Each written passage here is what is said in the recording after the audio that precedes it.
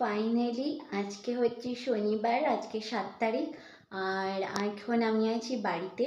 আর 5 তারিখ ছিল teachers day, তো ছুটি ছিল। ওই দিন কলেজ হয়েছিল, ক্লাস হয়নি, বাট প্রোগ্রাম ছিল কলেজে। তো 6 তারিখে মর্নিং ডিউটি করে একদিনই ছুটি নিয়ে আমি এসেছি বাড়িতে। আবার কালকে ব্যাক করে যাব, মানডে থেকে অ্যাজ ইউজুয়াল আবার ডিউটি আছে। তো এখন হচ্ছে বাজে প্রায় 1:30 মতো। সকালবেলা উঠে মায়ের সাথে গল্প করলাম, মায়ের সঙ্গে একটু কাটালাম, কারণ আমি প্রায় 2 মাস পর বাড়িতে এসেছি। আসার কোনো প্ল্যান ছিল না, বাট হঠাৎ সাডেন ডিসিশান নিয়ে একদিনে যেহেতু ছুটি ছিল, তো তাই কারণে আমি চলেও এসেছি বাড়িতে।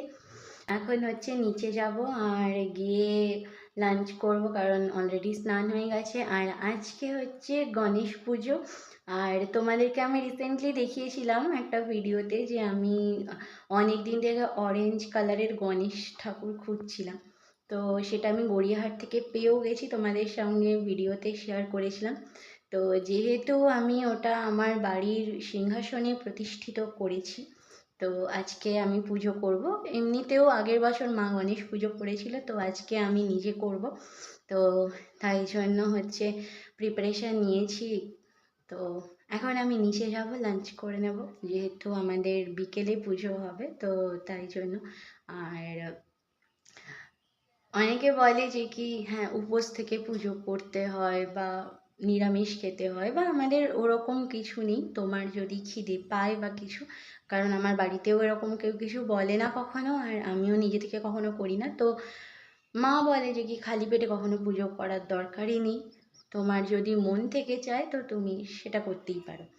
তো এই কারণে আমাদের ওরকম কিছু ব্যাপার নেই যে কি কোনো নিয়ম মেনে বা কিছু করে করতে হবে। তবে হ্যাঁ, সরস্বতী পুজো বা দুর্গাষ্টমী, এই দুটো আমি কেন মা কেন দুজনেই হচ্ছে একদম ভোর থেকে নির্জলা উপবাস করে যেরকম পুজো করি বা অঞ্জলি দিই সেটা করি।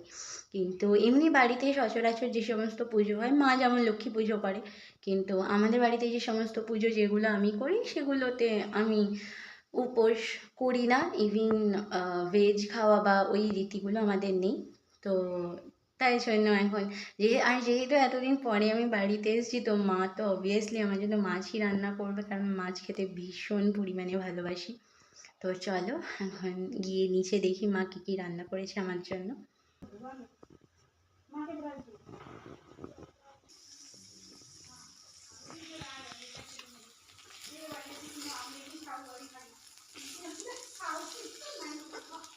তো এখন হচ্ছে নিচে এসেছি, আর যেহেতু 5th সেপ্টেম্বর টিচার্স ডে ছিল, তো বাবা স্কুল থেকে হচ্ছে অনেক গিফট পেয়েছে।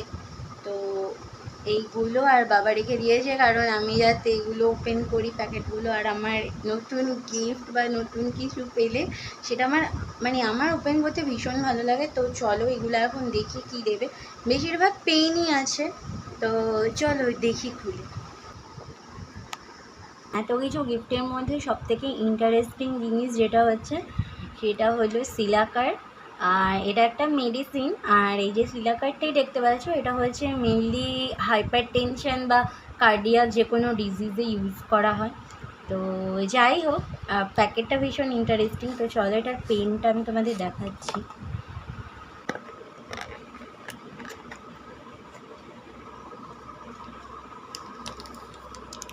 ডক্টর সাইনের একটা ডিজাইন আছে এটাতে। তো চলো এর পরের গিফটটা দেখি।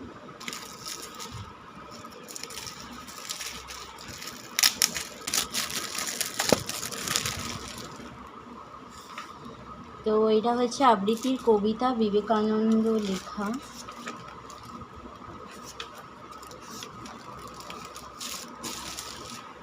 তো চলো পরেরটা ওপেন করি। এখানে আই গেস একটা পেনই আছে।